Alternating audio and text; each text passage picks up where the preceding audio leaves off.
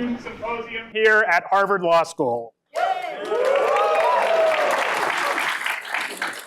My name is Ben Ponce. I am the president of the Harvard Federalist Society. The Federalist Society is a group of conservative and libertarian lawyers and law students that stands for three main principles: that the state exists to preserve freedom, that the separation of powers is central to our Constitution, and that it's emphatically the province and duty of the judiciary to say what the law is and not what it should be.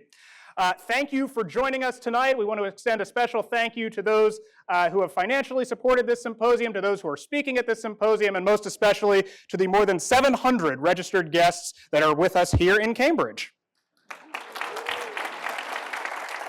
We know that at a balmy 44 degrees, Cambridge is indeed this year's hottest spring break destination. A few programming notes before we begin. Tonight's proceedings and the proceedings throughout the symposium will be streamed live on YouTube and available for viewing afterwards. Restrooms are located at this end on the wall behind me and at the other end of the hallway. And in case of emergency, please proceed to the nearest exit and note that you can exit via the courtyard. It's now my pleasure to introduce Professor Glenn Cohen. Professor Cohen is the James A. Atwood and Leslie Williams Professor of Law and Deputy Dean of Harvard Law School. He will give a few introductory remarks. Professor Cohen is one of the world's leading experts on bioethics. He teaches civil procedure as well as health law here at Harvard Law School, and among his administrative responsibilities as Deputy Dean includes working with student organizations, including the Federalist Society. Professor Cohen is a graduate of the University of Toronto and of Harvard Law School. He clerked on the First Circuit for Judge Michael Boudin. He worked at the Department of Justice and has served on the Harvard Law School faculty since 2006. He is a champion of the free exchange of ideas on this campus, and we're very grateful that he's joined us tonight to give a few welcoming remarks. Professor Cohen.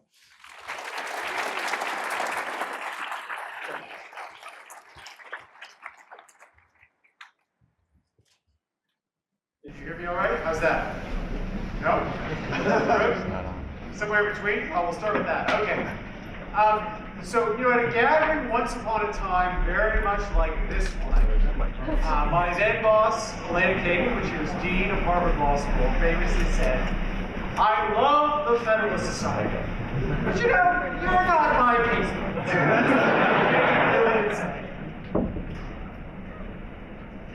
Probably loud enough anyways, but that's something Dean Kagan really did say. And I know this is probably a minority opinion in this room, but I don't tend to disagree with Justice Kagan. But here I will disagree for a moment with Justice Kagan in the following way. There are some real key ways where you are my people, and I think Justice Kagan's people as well. When you decide to spend an afternoon or a lunch hour at an evening like the state of research on the Privileges or Immunities Clause, rather than playing Frisbee on the lawn with your friends, you are law nerds par excellence, chef's kiss, and you are very much my people. Second, you disagree a lot amongst yourselves, whether it's about the merits of originalism or what form of originalism, the right balance between the executive and Congress, or which of the justices is the true heir to Justice Scalia's textualism. When rather than suppress that disagreement, you revel in it. You revel in that disagreements amongst yourselves, you welcome it, and indeed you thrive in it. You are very much my people. And finally, while at HMS, and I'm sure many of the places many of you come from, you are typically not the modal view in our classrooms, but you are, as I describe them often, our FedSoc members, small but mighty in having your voices heard.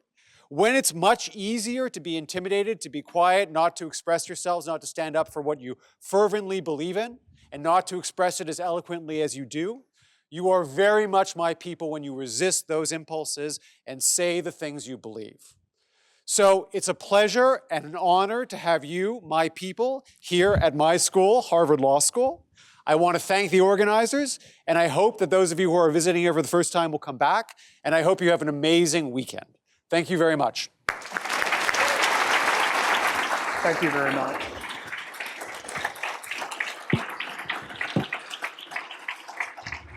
So as we transition into our first event of the evening, let me just say a few words about our symposium theme, Why Separate Powers?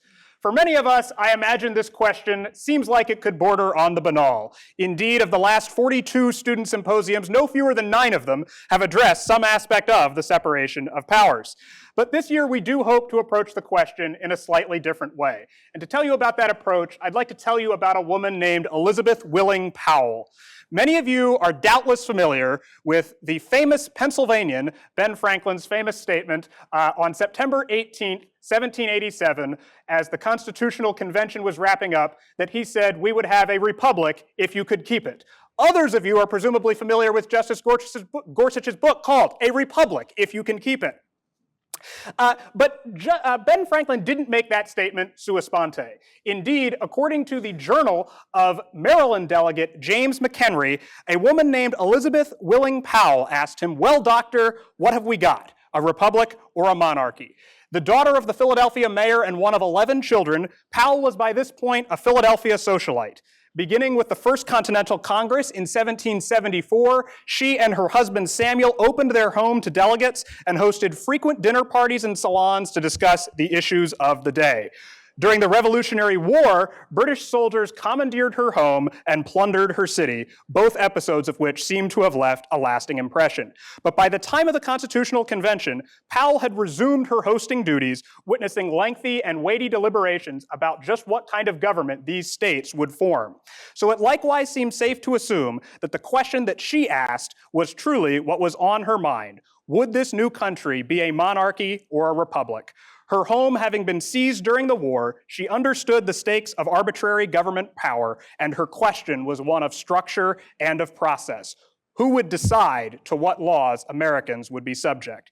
In our Constitution, the articles preceded the amendments, and questions of structure and of process are how we decide how to govern ourselves according to a rule of law. The conceit of this symposium is that as lawyers and law students, we have inherited an obligation from the likes of Elizabeth Willing Powell, someone who, of course, would not be able to vote in this new republic, but who cared very much nonetheless that it be a republic, to carry the promise that Franklin made to her and to us forward. Keeping our republic requires that we interrogate the reasons for our institutions, to care about them not only as means to ends we like, as means to ends we like and to obstruct ends that we dislike, but also to care about them as first-order principles that shape the rule of law that we have chosen to uphold amongst ourselves. So we ask, why separate powers? And to help frame that question, it's now my privilege to welcome to the stage for our fireside chat Professor Cass Sunstein and Judge Raymond Kethledge. Let me introduce both of them, and then you can clap. Professor Cass Sunstein is the Robert Walmsley University professor here at Harvard, where he has taught since 2008 after a 27-year career at the University of Chicago. Professor Sunstein teaches and writes in the areas of constitutional law, administrative law, public policy, behavioral economics, legal theory, among others. He is a graduate of Harvard College and of Harvard Law School. He also has served in government during the Obama administration. Most notably, he served as the administrator of the Office of Information and Regulatory Affairs, sometimes known as OIRA. He clerked for Justice Benjamin Kaplan on the Supreme Judicial Court of Massachusetts, as well as for Justice Thurgood Marshall. He is a prolific author of many books. His CV that is on the Harvard website is rather long. My favorite of his books is titled One Case at a Time, Judicial Minimalism on the Supreme Court. And he'll be joined in conversation tonight by Judge Raymond Kethledge, who has served on the United States Court of Appeals for the Sixth Circuit since 2008. Judge Kethledge is a graduate of the University of Michigan and of the University of Michigan Law School. He clerked on the Sixth Circuit for Judge Ralph Guy and on the United States Supreme Court for Justice Anthony Kennedy. He also worked in the Senate for Senator Spencer Abraham and in private practice in Michigan. He has taught appellate advocacy and federal courts at the University of Michigan, and he teaches a seminar here at Harvard Law School called Classical Liberalism and the Rule of Law. It was exactly 1 year ago today, sitting in that very symposium, that on the back of a paper on which he had made a couple of comments, I flipped it over and began to sketch out this very symposium. So it's very personally rewarding to me that this symposium has come about exactly 1 year to the day after that incident, and that we get to share all of that with you tonight. So we've asked Professor Sunstein and Judge Kethledge to address 3 questions. First, Is the separation of powers necessary to the rule of law? Second, must free societies avoid concentrating power to maintain their liberal character? And third, to what extent does the American system of separating powers support or obstruct the people's liberty? Please now join me in welcoming Professor Cass Sunstein and Judge Raymond Kethledge.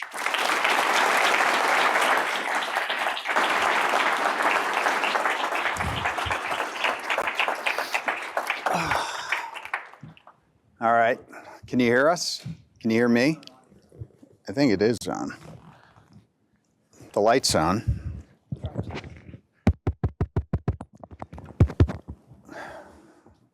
Is this one audible?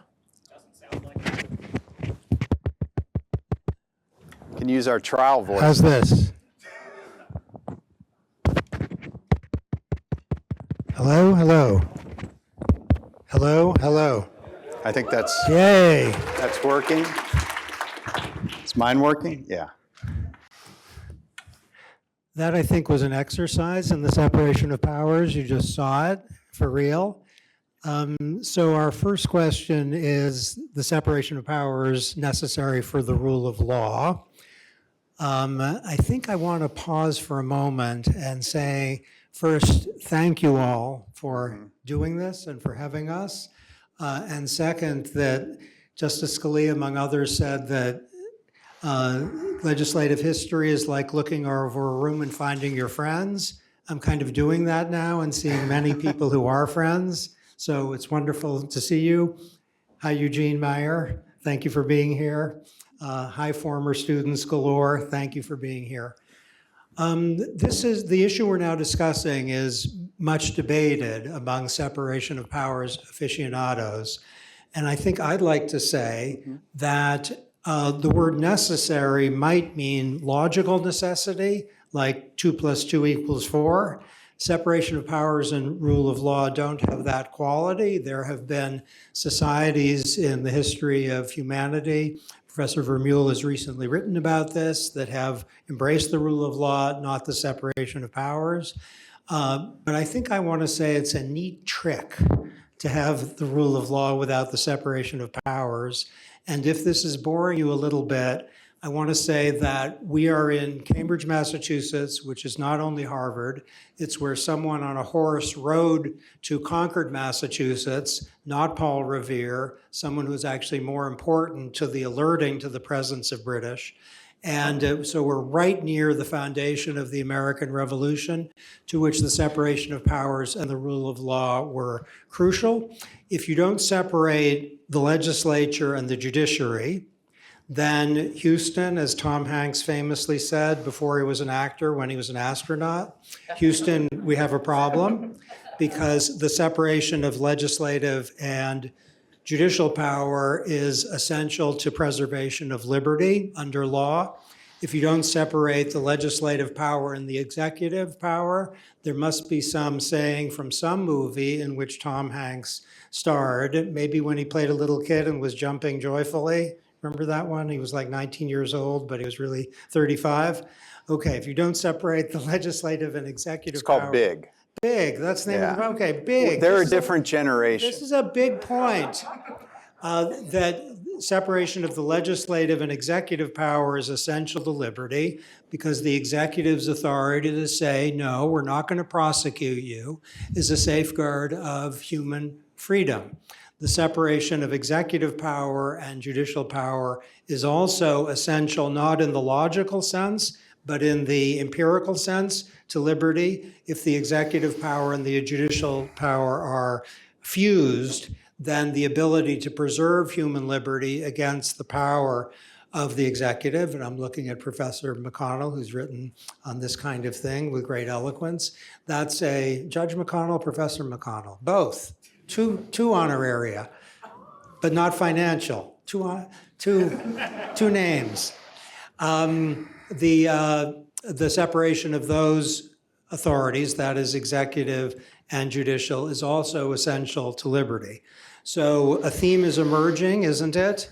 That liberty, which is a function of a rule of law that includes rules laid down in advance, that includes transparency rather than confusion and mess, that involves prospectivity rather than retroactivity, that involves a right to a hearing, et cetera. These are foundational components of liberty, and separation of powers is, in ordinary language, I submit, essential to that, the rule of law, though not as a logical necessity essential to that. Yeah, I would agree, I think, with everything you just said. Can you hear me all right? I think that, well, first of all, I want to say that I really am honored to be here at Harvard Law School on this stage with this man, Professor Cass Sunstein, whom I've greatly admired for a long time, both not only as a scholar, but as a person. And so I really am humbled to be here tonight with you, Cass. So I think to talk about whether we need to separate powers and the relationship between the separation of powers and the rule of law, I think it's helpful to try to talk about what the rule of law is. And I would submit that a decent working formulation of that is that the rule of law is a condition in which the state may coerce an individual only in the enforcement of a known rule that applies equally to everyone. So that's a mouthful, all right? But for purposes of the separation of powers, I think what matters is that it means the state can coerce you only if you break a legal rule. And so a legal rule, would be an example. For example, you can't distribute methamphetamine, you can't commit assault, et cetera, et cetera. And so then how does the separation, well, the antithesis to that then is what we have in unfree societies, which is coercion by will, where political opponents fall out of windows, or they get gunned down walking across a bridge, or they're sent to a gulag north of the Arctic Circle, all by the will of some government official. And so how does the separation of powers then help prevent coercion by will, would be the question. I guess my answer, and I don't claim originality for it, but my answer is not that there's this mutual jealousy between the branches and they're going to be sort of guarding their prerogatives and making sure another branch doesn't kind of go beyond its powers.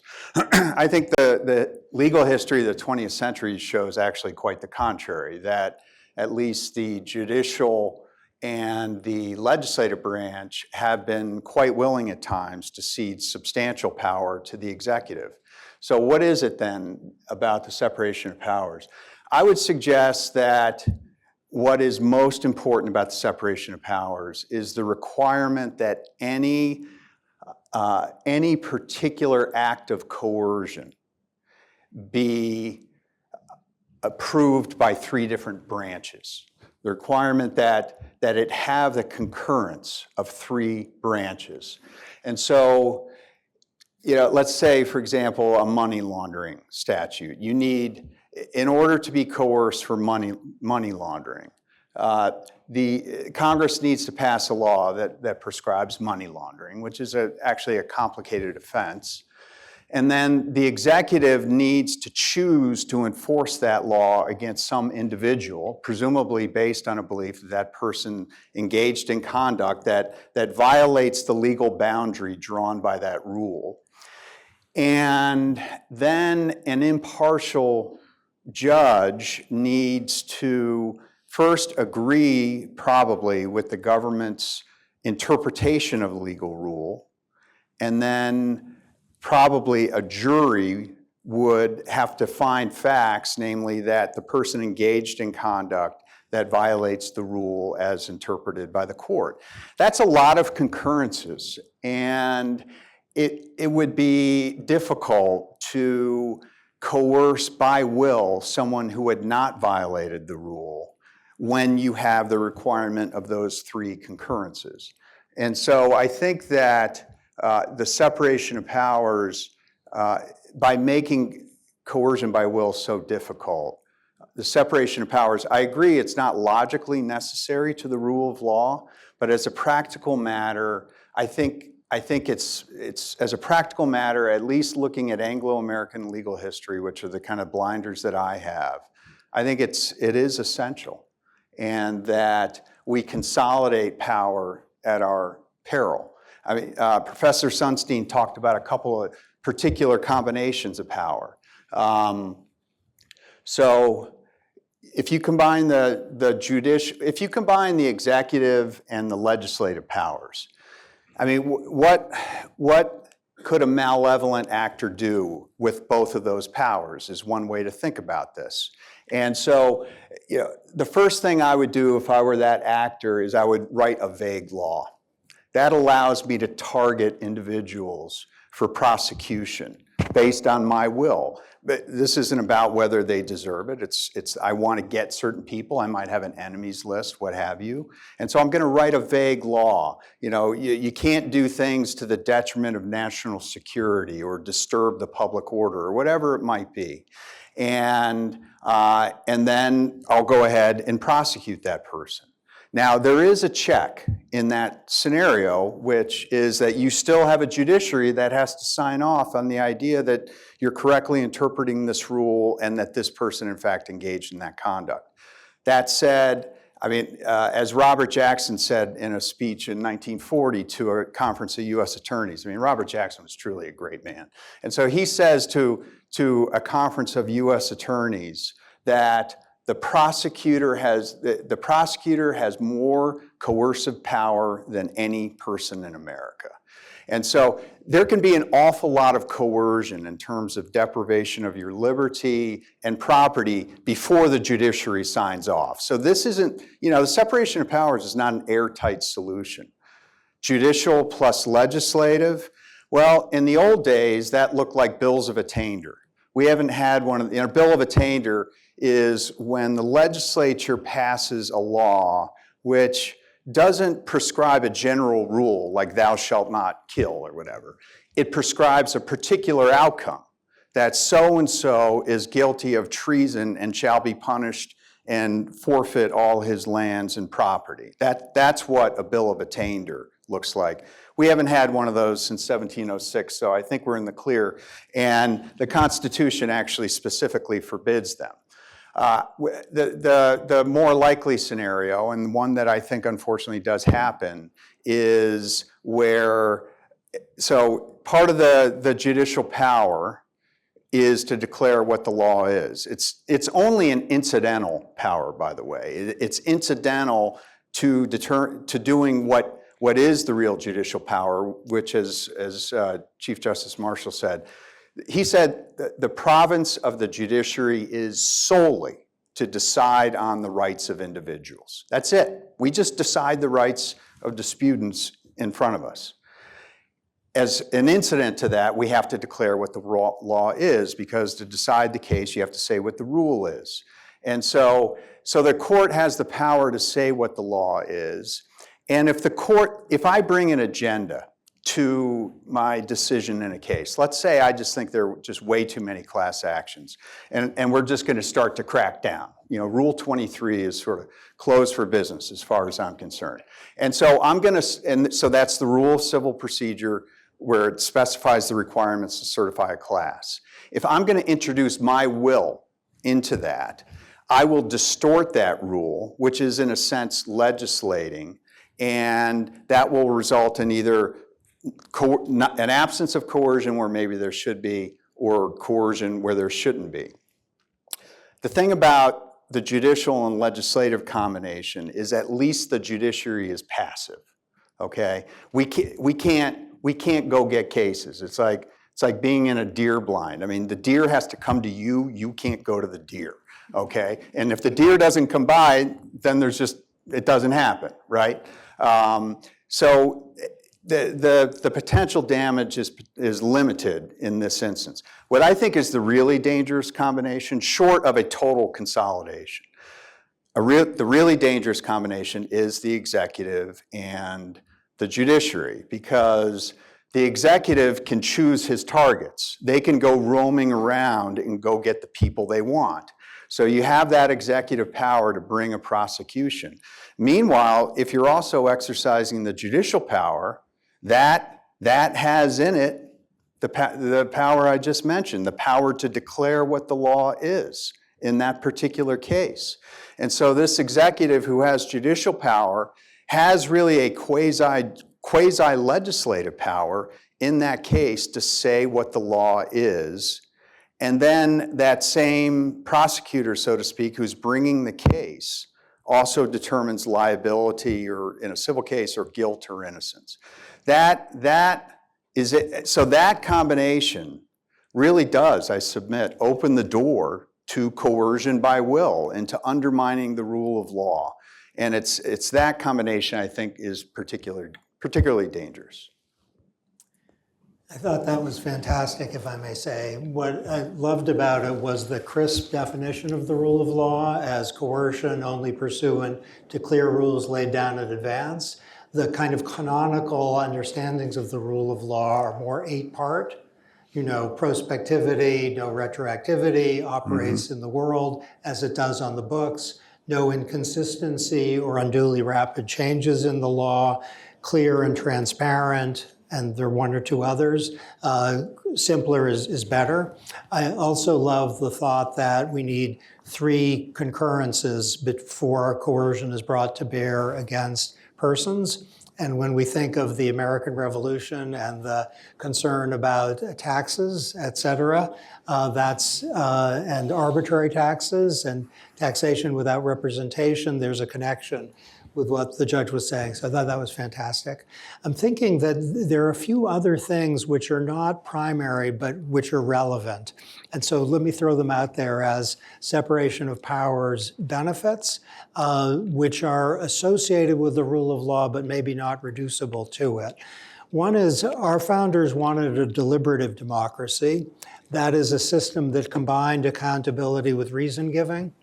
And that was in some ways a tremendous innovation over previous understandings of self-government, where the old Republican idea of virtue and the common good was maintained through a sense of reason giving by deliberative institutions, and in which accountability was front and center, but not the only thing front and center. Now, if you think of a separation of powers, if it's working well, it's not essential to deliberative democracy, but it's really valuable. So that if you have a Congress and an executive that are in different hands, then the notion that there will be a process of reflection and consideration before laws are built, that's increased. And if you have a judiciary which has multiple means, let's say, of oversight, all of which are grounded in law, but they might include, let's just say hypothetically, the arbitrary or capricious test. You're supposed to applaud at that. Have you not taken, that's like the best thing ever, the arbitrary and capricious test. Okay, call that an echo of founding era ideals, maybe a loud echo, and that allows a constraint through the independent judiciary on executive arbitrariness. That's really important. I think I'd like to say that coercion is primary, but if you think of the separation of powers, there are other things that government does. I'm thinking, how many people, raise your hand, that's a little too morning TV shows that are sentimental. Don't raise your hand, but think not who you love, then it would be really morning TV shows, but think of whether you flew in and whether you went through federal authorities and TSA and if the FAA were relevant to you, and maybe you saw TSA people. There's something going on there in the FAA and TSA, which certainly have to do with coercion, but it's not only that, and this is more of a Hamiltonian theme, it's about a well-functioning apparatus, and give me any day a system of separation of powers, or at least most days, a system of separation of powers if you want a well-functioning apparatus, rather than a system in which power is concentrated in some. And we might say that our system of separation of powers isn't just any system of separation of powers. It has a distinctly constituted executive, legislative, and judicial branch, with the legislature having its various components, which are designed to promote deliberative processes, as well as protection of minority rights, an executive, which is unitary, more or less, but Just you know, unitary. let's just say Just a joke. Just a unitary joke. more. I have to be careful. Let's say that everyone agrees the presidency is unitary. What that particularly entails, there's disagreement about. Yes, but let's say that the idea that there's one president rather than 18, we agree with that, and that's really important.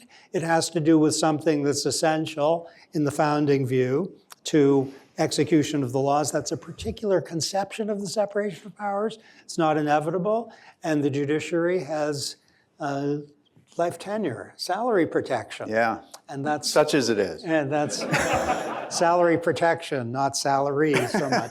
But that's important. Yes. So think of that as part of a process that safeguards institutions that are going to coerce people if and only if, and also institutions that are designed to promote a well-functioning system, meaning TSA and the FAA basically work. Well, yeah, and again, I agree with, I think, everything you said there. I mean, one thing to mention is that the separation of powers can take different forms. You know, it's not just this like binary thing. Either you have, you know, a complete separation or no separation. And I would suggest that the separation of powers, in fact, I mean, let me step back. I mean, the Constitution is mostly an arrangement of institutions that evolved over time. They didn't sit down and think about, you know, the idea of having 12 people determine guilt. That actually started in the 12th century under Henry II. You know, the bicameral legislature. Professor McConnell has written a book that describes how all the different prerogative powers of the king were distributed among different branches in the Constitution. I mean, there was some novel stuff that they kind of made up themselves, and those kinds of things turned out very differently than they expected. The Electoral College has not turned out at all like they expected, but like some things that people adopt for one reason, they sometimes have benefits that nobody anticipated either. But I mean, the separation of powers, I think you can go back as far as Magna Carta and clearly see then a separation of powers. And so at that time, you know, it's King John in the running for the worst king ever in England. And that time, there isn't a legislature. King John himself is not prescribing rules of conduct. Law is based on custom. Custom is generated by patterns of human conduct over time. It's generated by human action. So the lawmaking function is entirely separate from the executive, from King John, who basically has all the power of the state. Somehow, the lawmaking function is separate from King John because it takes the form of custom. It's just things people are doing. So in the early 13th century, after about 1204, and King John has lost all of their possessions in France. He needs to get money. And so he starts violating the custom of the time, which was feudal custom. He starts brazenly violating customary limitations on different ways he can extract revenue from the barons. And I won't bore you with things like feudal aids and wardships and so on. But just trust me, he's violating all these traditional limitations. And finally, the barons get to the point where they realize they must revolt against him or else they're going to just be and they made a very clear distinction in their minds then between decisions made by law and by will. They consciously made that distinction and they feared they would be entirely subject to the will of John. So they revolt, and it's a kind of a short civil war. They ultimately force King John, the King of England, they force in this epochal moment in Anglo-American history to recognize specific, discrete limits on his power in a written document, no less. And so 40 years later, Henry of Bracton, who was this renowned, I mean, he was the great treatise writer of this era. He writes words which are inscribed above the steps to Langdale Hall, 500 feet away from here, in the stone, which is, the king is under no man, but under God and law. The king is under law. And the King John was only, and he's writing that only because Magna Carta happened. King John was under law because he lacked the power to change it. If he could have changed the law, he would not be under the law. He would not be limited by the law. And so it was that original kind of spontaneous separation between the king and the lawmaking function that subjects the king to limitations by law. And had they not been separated, there would not have been that limitation. And then you go forward to the beginning of the 17th century. I mean, there's a struggle between law and power, which is unending to this day. So law wins that one. During the Tudor period, you have what's called the Tudor absolutism. Power gets the upper hand. Then the Stuarts start taking over, and they kind of want to close that deal. And King James wants to arrogate to himself legislative power and judicial power.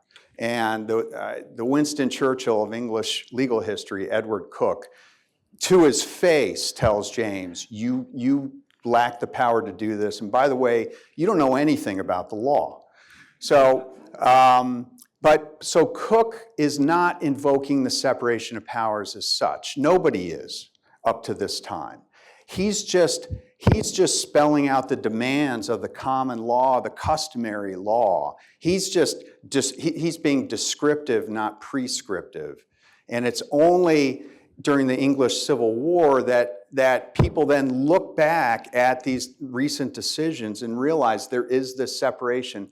And that's when we first start hearing about the term separation of powers. So then let's go forward till after our revolution. The state constitutions, the evolved form of separation of powers had what we would call checks and balances. I mean, the king had an absolute veto over legislation. Now, gradually that falls into disuse. But the king had this check on the legislative power. He could also suspend Parliament. After 1776, a number of states, especially Pennsylvania, decide that separation of powers is a really good thing, and they decide to purify it. Let's have just pure separation of powers. The governor has no veto power whatsoever. There isn't going to be any judicial review. It really hadn't even started yet. They weren't like trying to prescribe it, but they make the branches truly entirely independent. And what happens, it turns out, so they wanted a complete separation. It turns out if you just kind of make them independent and they fend for themselves, the legislative branch takes over everything. It actually starts consolidating the power of the other ones because they start passing these laws that dictate particular outcomes. One thing they loved to do was vacate final judgments of courts. And so the court would enter a judgment in some debtor's case or whatever it might be, and they would legislatively say, judgments entered during this time frame, and they would specify the cases. They're vacated. So the judiciary is neutralized, and they might pass a law that specifies who must be in the cabinet of the executive, and then maybe how the decision-making has to happen for the executive. So it evolves over time. Madison in Federalist 47 and 48 points to that experience. It says you can't have this pure separation. There has to be these checks and balances where the branches can prevent the other ones from intruding upon their powers. Now, like I said, that hasn't worked out perfectly. But so it is something that evolves over time, and there are different forms of it, and we have a certain form that's specified in the written Constitution. You can go a long time now. I'm thinking as you were talking, and especially your I thought, elegant transition from England to the United States of a patron saint of this discussion, Bob Dylan, who sang, "Sometimes even the President of the United States has to stand naked," and who, when in the United Kingdom, was kind of inventing modern rock and roll. They were booing him in England. And he said, "Come on, it's not British music, it's American music." And the last bits you heard were American music. And I want to sing some American music. Don't get scared. The steel seizure case is hovering over us. If you don't know the steel seizure case, it's a case in which the President of the United States had to stand naked in the midst of a war. He wanted to seize the steel mills, and the Supreme Court said, you can't. And whatever opinion you like, there are various magnificent opinions, I think, in the steel seizure case.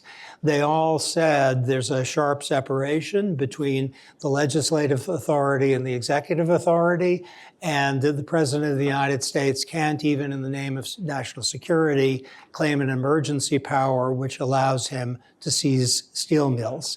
That's an American song, and that suggests, consistent with what the judge said, that the separation of powers is, with respect to some things, really close to essential to the rule of law. So see the steel seizure case as a rule of law case. The most brilliant opinion in the case was written by Justice Jackson, a hero of mine also, who wrote the greatest sentence in the history of the Supreme Court of the United States. Don't argue.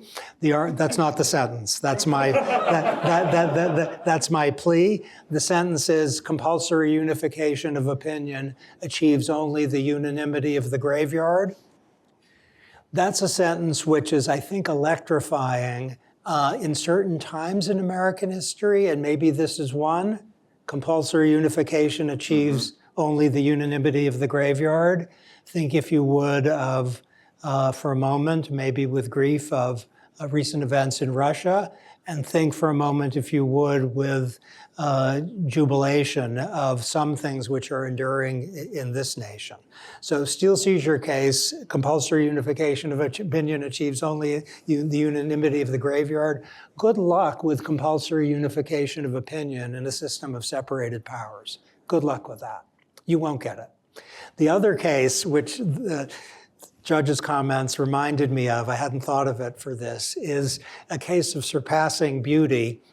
It doesn't have Jackson's poetic quality, but it's called the Papachristou case. It's a case about vagueness. It's a law that basically in Jacksonville, Florida, said if you're doing something the police don't like, you can be arrested for vagrancy. And the Supreme Court unanimously said that's void for vagueness, and the court said two things that were about separation of powers and vagueness. Vagueness is a due process idea, but it turns out to be a separation of powers case also. It says that people in Jacksonville, they didn't have fair notice. They didn't know what they had to do to avoid an unhappy encounter with the police. That's a horrifying abridgment of liberty. And the court said a second thing, not the fair notice point, that people in Jacksonville are subject to the arbitrary exercise of discretion by the executive officers. Where arbitrary is, in this case, a beautiful pun, arbitrary might mean random, which is really bad. Yes? That you drew a bad lottery ticket and you're in jail. Or it might mean invidious, which is also really bad, which might mean that your skin color isn't the right one, or maybe you're not dressed right, or maybe you're the wrong age. And the Papachristou case, the void for vagueness case, it's a backdoor separation of powers case. It says to the legislature, you better separate the powers between you and the executive, otherwise the due process clause is going to stand in your way. Okay. One thing that I think in fairness one should talk about when we're kind of celebrating the separation of powers is what you sometimes hear from the British perspective on this, which is that it creates deadlock. You know, there was a Lord Chancellor, I don't remember the gentleman's name, who spoke down the hall, and he talked about how, you know, we don't have it and we don't need it.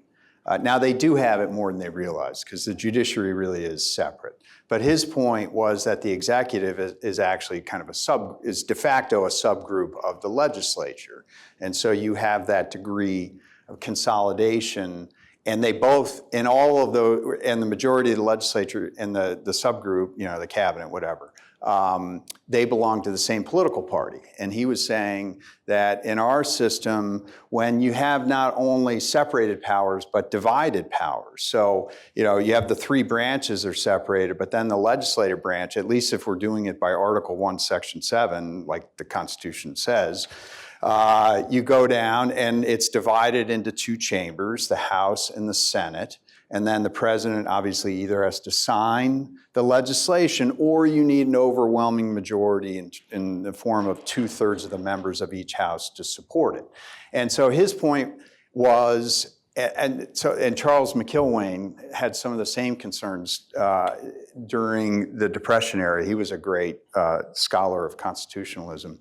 The concern is that there are too many requirements here. You know, you have to get all these concurrences to pass legislation, and this does resonate today, I would submit. And there might be an urgent problem or two that the country needs to address, but because of the multiplicity of concurrences to pass legislation, you can't get it passed. That's what the criticism is. And I mean, there's no question we have deadlock now. I mean, really, in the last month. I mean, it's been remarkable. And so, you know, it makes one wonder, I mean, is there a flaw in our separation of powers arrangement?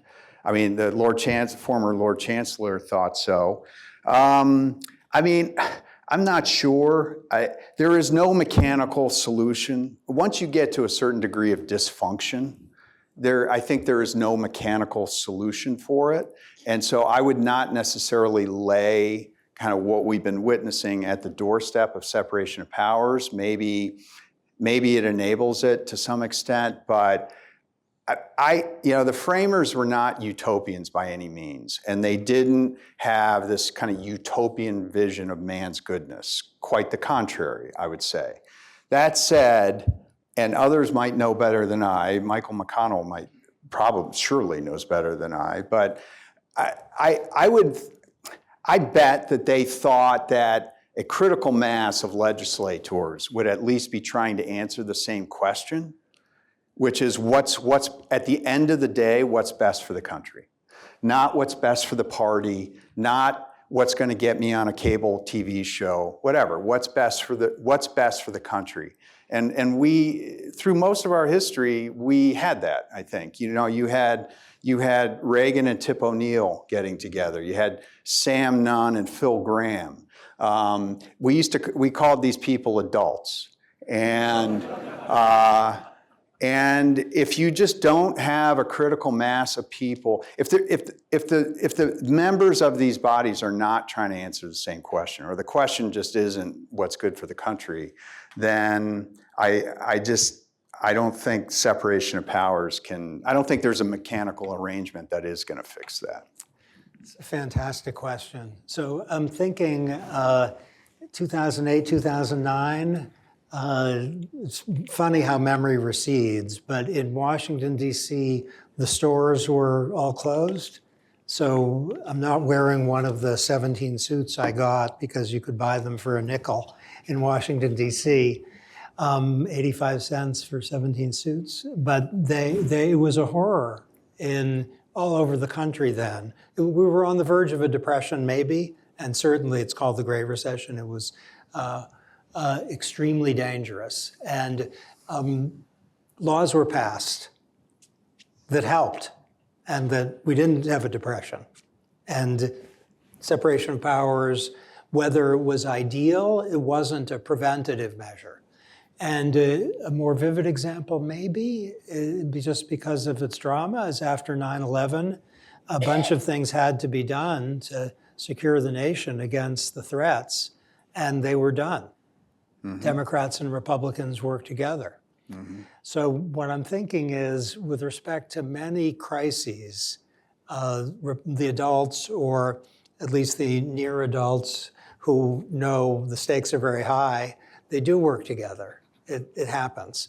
Whether we have optimal separation of powers and optimal gridlock or excessive gridlock, it's very hard to work by arithmetic to figure that out. I share the intuition that the level of gridlock we observe is excessive, and in some ways worse now than it was. Maybe all of you are older than I am, so you'll remember, as I don't. Maybe 20 years ago, it was better with respect, and there are some reasons for that. I think I wouldn't lay the blame at separation of powers. I'd lay the blame at some other things that make this a system of separation of powers on occasion produce undesirable gridlock. But note, if you would, that gridlock is sometimes a good idea. It's a matter of the executive saying no to a legislature that's a little excessively energized. And it might be a matter of the legislature saying no to an executive that's in the grip of something. And so sometimes gridlock is preservative of liberty and rationality. And that was certainly the design. Justice Gorsuch, as he points out in his Gundy dissent, Article 1, Section 7, bicameralism and presentment is designed to be hard to meet. What else do you want to talk about? You want to talk about that, or? I'm happy to talk about non-delegation. So, if we like, I think we can agree that Americans can agree that it's very important to separate legislative and executive authority. At least I hope so. If the legislature tells the executive to issue rules that are requisite to protect the public health with an adequate margin of safety, there's a question, and it's a fair question, whether that's a blank check. And then we have to parse what those words mean. It might be in context. Those words are pretty constraining. I think Justice Scalia thought so. If they aren't, if those words give a large amount of policy discretion, one view, which is kind of on the historical ascendancy, is that Congress can do that. That's to my surprise.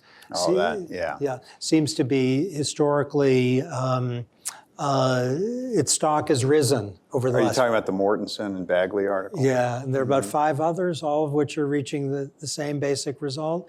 Whether that's, I like the non-delegation doctrine in some form, and as a non-originalist, I would be for it even if the history were the other way. I think it's textually plausible and structurally essential, but how much to enforce it is an extremely fair question. And the idea of going hard at words like requisite to protect the public health with an adequate margin of safety, it's not clear that's what America needs now. Yeah, well, on the historical point, I know Julian, and he's a friend, and I respect him a lot. And he's going to be here this weekend. And he's just another one of these people who is, like you, frankly, are just exemplary in their civility and the way they engage with different points of view. But I'm not as impressed, frankly, by the article. I think that it has some things that are similar to the core executive or legislative power of prescribing rules of conduct that bind the citizenry. There's some first cousins and second cousins. A second cousin would be, that Congress had, that there was some kind of delegation in a statute to the executive to have kind of plenary power over quarantining aliens that come into the United States. And yes, that does limit liberty, but I just I just have a very strong instinct that that's a different animal than the thou shalt nots for the citizenry that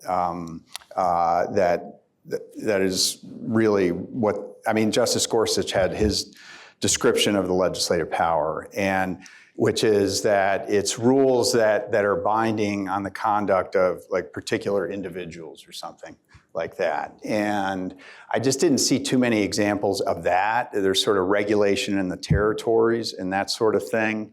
Obviously, the framers were very influenced by John Locke in that article. And there's kind of a counter article by Professor Werman on the history.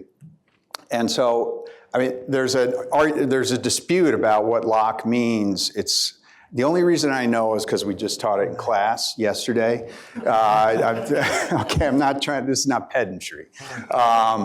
It's section 141 of Locke's Second Treatise of Government, where he says, of course it is, where he says that in just unequivocal terms that the legislature cannot delegate its power to anyone else.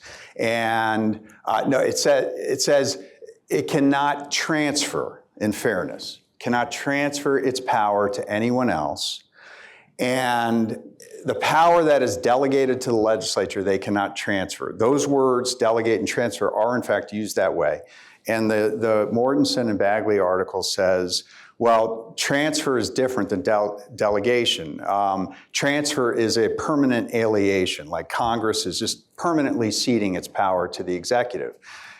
And so, I mean, one can make kind of a linguistic argument about that. But the problem, I think, with that argument is the rest of what Locke says in section 141, where, I mean, he just formulates this 3 or 4 different ways. And he says, and the people are bound only by such laws as are made by those men, being the people, the legislature to which this power was delegated from the people, and that they are not bound by any laws not made by such men. Again, talking about the legislators, and he said, what is granted is a power to legislate, not a power to make legislators. I mean, I read that in context, and I think he's saying categorically that any putative laws that are made by anyone other than the delegatees of the legislative power, i.e. the legislature, are not binding.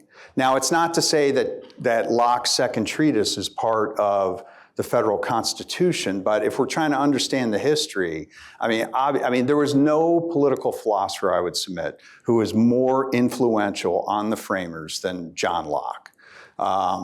And so, I mean, I just don't agree with the reading of Locke that he's fine with delegating to the executive to make these same laws that are going to bind everybody.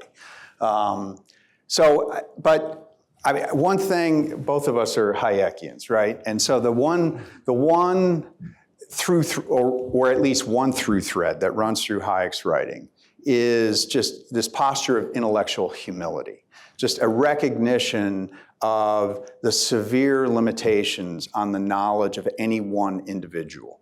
And so, I mean, I don't have perfect knowledge about American history, and the folks who have written those articles on either side have looked at it more directly than I have. And so, I mean, I think one thing I just wanted to say tonight, because, you know, it's kind of obviously it's a divisive time in the country.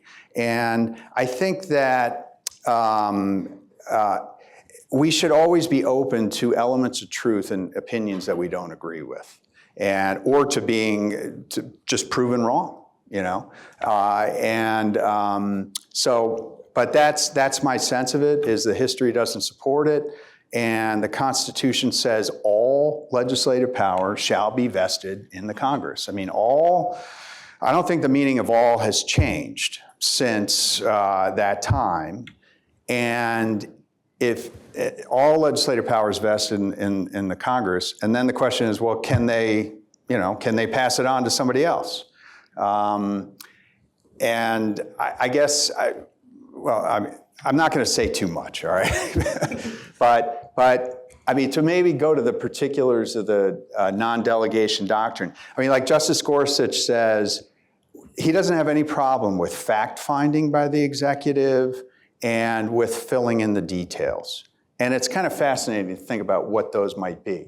You know, it could be, Congress might pass a law proscribing imports from countries that make a certain use of like child labor, okay?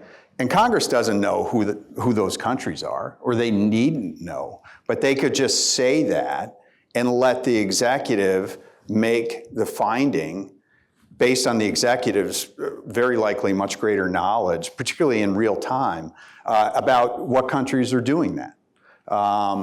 Or if, so that's a fact finding, and filling in the, I don't know. I had it filling in the details, but I forgot what it was. Okay, this is great. So keep in mind that there's, so to your comment about humility, Learned Hand said during World War II, the spirit of liberty is that spirit which is not too sure that it is right. Pause over that. The word too, T-O-O, is beautiful, because he's not saying the spirit of liberty is not that spirit which is not sure that it's right. That's kind of pathetic, but not too sure that it is right, meaning you know you might be wrong, but you still have a conviction. And that's American music. Okay, so American music with respect to the non-delegation doctrine. I don't think there's anything in these very impressive historical accounts that's inconsistent with the view that if Congress said, President, do whatever you see fit to make the climate change problem better, that would be okay. I think there's nothing in the history that suggests that's okay. And that's Schechter, right? And that's very arguably Schechter. So that's really important, isn't it? To say that open-ended grants of authority are unacceptable, and we now have an account of what the separation of powers is for. The judge's three concurrences point, and maybe the deliberative democracy point as a trailing theme, and that suggests that's no good. Now, the difference as I see it is between Justice Gorsuch's view, which is fill in the details, find facts, and Justice Kagan's view, which is intelligible principle. These are disagreements that can be pretty intense, but they're within the family disagreements. That is the difference between saying you need an intelligible principle, as she understands it, which gives Congress some license, and saying you can fill in the facts, you can find the facts or fill in the details. It's a difference of degree, and it might really matter, but it's all within, let's say, I want to say the American legal tradition, but I have to say it's all within the Anglo-American tradition. Forgive me, Mr. Dillon. We're singing some British music here also. And notice, if you would, I think, that under the intelligible principle test, there are some very broad grants of authority which would be questionable. And under the fill in the facts, fill in the details or find the facts, there would have to be some evidently broad grants of discretion that are just fine, because once you parse them in context, they're not so open-ended. So here's an example, and this is one dear to my heart. I might start to tear up. If Congress says, regulate toxic substances to the extent that the benefits justify the costs, are you all feeling like deep emotion here? Is it the Star-Spangled Banner is playing? And Cost benefit, here we go. It took you an my hour. gosh, but it was implicit in everything. The separation of powers has benefits that way exceed costs. Liberty too. But if there's cost-benefit analysis as the rule of decision, is that going to be struck down? That would be a very provocative claim, because cost-benefit analysis as non-arbitrarily, am I completely losing you here?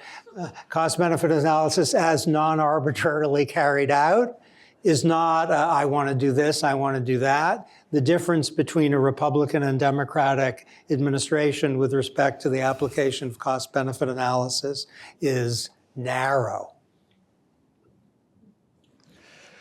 Well, I mean, I sure, I'm for cost-benefit analysis. I mean, there's not enough of it, right? I mean, I'm out of my depth, but I like it.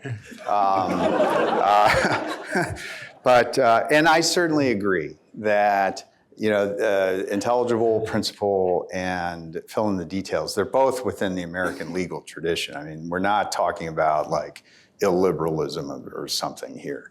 I think the court hasn't really explored this very much, right? And I don't know if that tells us anything. But I think the question is really, the legislative power is a power to prescribe rules of conduct. I mean, the core of it, that are binding on people. Like if you violate them, you get punished. And so the question, if we have a non-delegation doctrine, the question is, who in this instance is writing the rule? I don't intuit how the intelligible principle answers that. I mean, or at least how it reassures us that Congress has written a rule. It's like it's a principle. I mean, it's a blob or something. It's like a level of generality that hasn't reduced itself to a rule. I mean, rules are trade-offs. If Congress passed a law saying the Department of, and for all I know they have, saying the Department of Energy shall promulgate legislative rules, as they put it,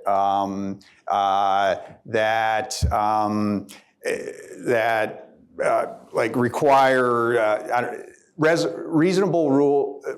reasonable rules for having like fuel efficient heating and cooling in the house, all right? So it's just, reasonable rules to get to this outcome.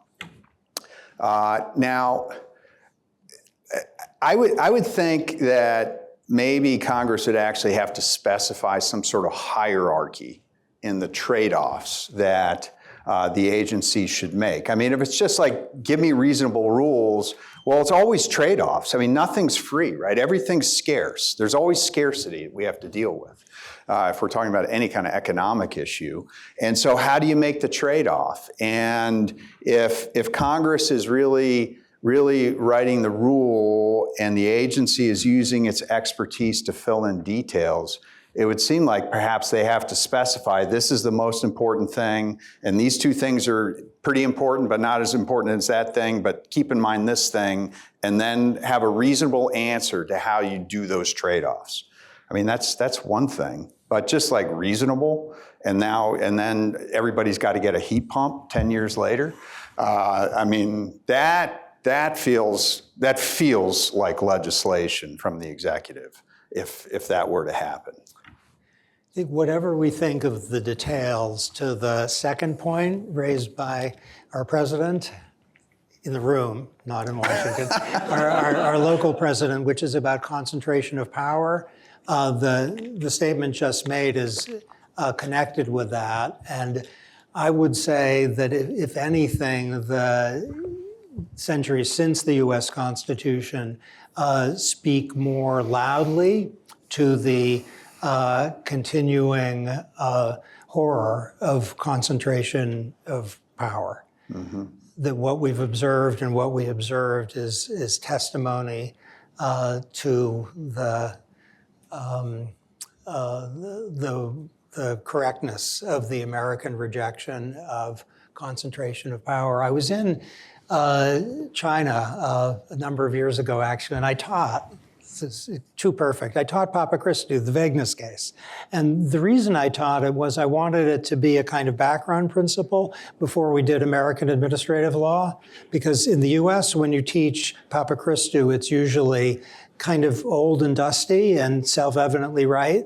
And among my Chinese students who were between the ages of 30 and 50 and were all but one members of the party, that opinion was like an explosion in the air. And I couldn't believe their evident sense of inspiration and awe.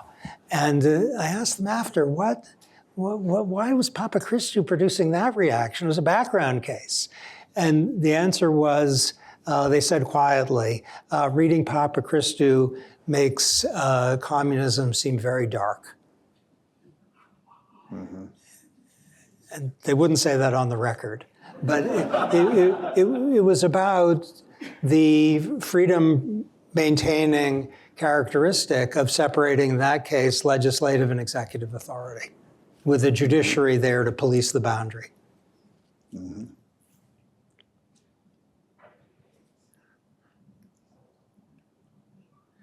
So I mean, one thought I have hearing you and talking is that and I wonder if you've all felt this a little bit over the past whatever period, that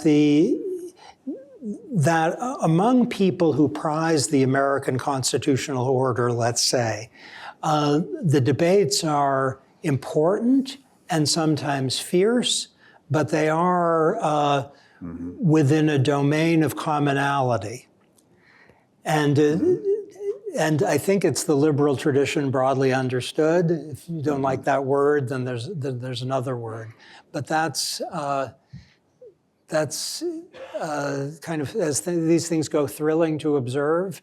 And you know, if we could talk a little bit about the unitary executive in its contested form, whether the independent agencies are legitimate or not. Sure, whatever, yeah. And that is connected with the separation of powers. The Jackson, you know, a hero of mine, referred to a fourth branch of government and thought that was a constitutional atrocity. And there's a conception of independent agencies. I think it's not the conception with which we live that gives rise to the concern that it is a concentration of powers.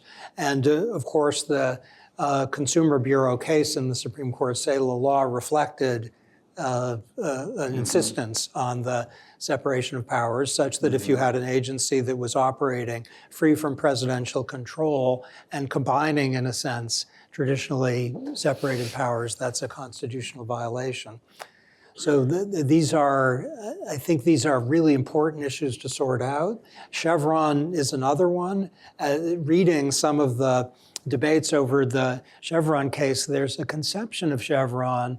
I'm a defender of Chevron, I should say, but there's a conception of Chevron by which I didn't used to be. I was once upon a time an opponent in print of Chevron on separation of powers grounds. I no longer, I think that was a young person who was confused. But even if you like Chevron in the form that people like Chevron, the people who do like Chevron, the form in which they like it, has an insistence on both Chevron Step 1 and Chevron Step 2, meaning if Congress has spoken clearly and the agency has run afoul of the clear instruction, then the agency loses. And even if the agency hasn't violated Step 1, if the agency's acted unreasonably, that might mean arbitrarily the agency loses. So notice, if you would, that the current defenders of Chevron, and Justice Scalia was probably the apostle of Chevron in the early years, he, as he said in the Duke Law Journal, roughly, there's no one fonder of the system of separation of powers than I am. And he thought Chevron was a good reading of the separation of powers. Now, if you give up on Step 1, nobody's perfect. Yeah. I'm just kidding. Come on. It's just jokes. I'm thinking I agree with you. Boy, my young self was so imperfect. So keep in mind, if you would, that the debate between Chevron's defenders and Chevron's critics, it's along a pretty narrow band. So is it talking like Serbo-Croatian to refer to Kaiser? Have I just gone into foreign language?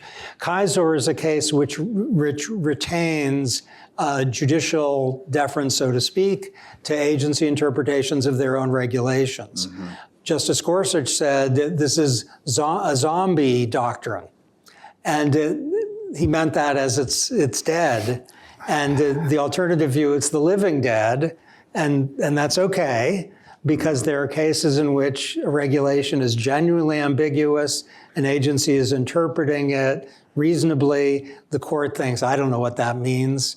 And you know, the big point of this stream of words you've just heard is that this is an intramural debate. The fact that it's an animated debate is completely fair and right, but it's an animated debate among people who are all committed to a strong conception of separated powers. Just briefly, since we're running short on time, on our deference, which is if the agency writes a regulation that is ambiguous or vague, then the courts must defer to it. I mean, that just seems to me like exactly the situation I described, and sort of here's how the executive or a government official can coerce by will. You know, I mean, write a vague law and then go after who you want. And now. Under we're supposed to defer we must defer to their interpretation of their own, vague handiwork. But as Professor Sunstein says, I mean, there's a step one and step two. And so the other point I was going to make just briefly is my single biggest surprise as a judge. And, I'd seen as a law clerk, I'd seen a lot of federal advocacy. My single biggest surprise as a judge is the representation of the United States in cases involving agency interpretations of statutes. Step one, if you ask a step one argument or question in oral argument, in my experience, 7 times out of 10, you get an indignant response of, Your Honor, this court owes us deference on that question. I mean, I can't even ask a question about the meaning of the text without counsel telling us that we should defer. And like indignantly, I don't think it's an overstatement. I'll say to my clerks, I'm going to try to keep this really calm, okay? I'm not going to escalate. They're going to escalate. And then if, it goes where it goes. I just, my sense from, and this is what I call a secondary effect of Chevron, and like the whole thing's been really hashed out very well in front of the Supreme Court, and they're going to do whatever they choose to do. But my own just observation, seeing this from a judge's standpoint, is that they're not trying to answer the same question we are. And so like Hayek writes about this conspicuous difference in outlook between the administrator and the judge. And so the judge cannot bring any agenda, any concrete ends, as Hayek says it, other than upholding the legal order itself. That is the sole legitimate end in the world, the concrete end that the judge can bring. Because if I start bringing my biases in favor of the market order or this or that or the other thing, and I think it's just really important for the country that we do more about climate or do less about whatever it might be. If I bring those concrete ends into my interpretation of a statute, I am distorting that interpretation. And I'm doing it I am doing it in a way that people cannot predict in advance. When I'm using rules of construction that are known in advance, people can predict that. So the judge has a fidelity to the legal order, and it's a matter of introspection, self-discipline, but you cannot bring your own substantive agenda to the decisions in these cases. Meanwhile, the agency head, and this is not an indictment. I mean, they have policy goals. The EPA has goals of cleaning the water, cleaning the air. The SEC is trying to stop securities fraud. These are all good things. I'm not criticizing what they're doing, but the fact is they do have concrete ends. And my observation is that they seem to pick the colorable interpretation. This is like, for lay people, just like the remotely plausible interpretation that would most advance their policy end. It's just not the same question. And I think that they're so habituated to deference under Chevron that they actually go beyond colorable sometimes. I mean, I had a lawyer from Civil Appellate tell me not long ago that the statute was ambiguous. The key word in the statute, I forget what it was a pedestrian word, that it's ambiguous solely because it was not specifically defined by the statute itself. And Judge Tapar was on this panel with me. And I said, so like, how is it that we're having this conversation? You know, if the words are unknowable. So anyway, I'm sorry, that's just, I'm ventilating and I shouldn't do that. So anyway, I'm sorry. Okay. Yeah, well, yeah, and you can go or I can go, whatever. I'll say the word you use that I fastened on is the word habituation. It might be that I published a book on that topic this week. Maybe. This week? Maybe. Aristotle? Look Again, it's called. Is it, okay. Yeah, Get it's into about Nicomachean ethics. It's all about now? habituation. And habituation is diminishing sensitivity to stimuli. So if you go in a room that's a little smelly, after 20 minutes you won't smell it. If there's a background noise in a room, you won't hear it after a while. If your life is quite great, there might be 18 things in it whose greatness you noticed originally, but not so much after a while. This is true for bad things as well as good things. So I'm thinking as we talk, the system of separation of powers and the commitment to the rule of law are things which it's very tempting to get habituated to treat them as background noise rather than a kind of amazing surprise that we get to have organize our lives. And so this is a good day for dishabituation. Thanks. And I guess I would just say, again, sort of to look at the ends that the separation of powers serves. So it in this unending battle between law and power, and this is, every generation is going to play its part in that battle. I mean, it just goes back and forth. And the separation of powers, I think, as it's spelled out in the federal Constitution, gives a decisive advantage to law in that battle by making it so hard to coerce by will if you go through the rules as they're specified in the Constitution. So what does that do? That creates freedom. That creates what Hayek called a protected sphere, which is bounded by rules of conduct. And you can do whatever you want in there without any fear of coercion by the state or of other people, because it keeps out other people too. That's why we enter into government. And so the state will use its coercive power to keep other people out, and you can make your plans and investments, and your company's not going to get nationalized or whatever it might be. And so people within the zone of freedom can then use their own knowledge of better ways to do things, of particular time and place. All these knowledge of circumstances and better ways of doing things. And then you have dispersed decision-making by these individuals about how to allocate resources towards ends that they choose, using means that they come up with themselves. And the result, as Professor Sunstein has eloquently summarized in his Hayekian behavioral economics. You want to read a great 3-page primer up front. I mean, you can't do any better than what this man has written. But that allows free countries, free societies to harness a much greater share of the total knowledge possessed by individuals in those societies than any centrally controlled society ever could. The per capita GDP in Russia in last year or two, 2% of the per capita GDP in the United States.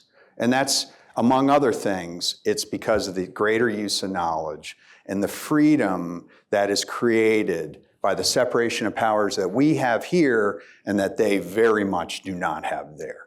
So again, I would just reiterate, I'm just honored to be on a stage with this gentleman, and I thank you for inviting me.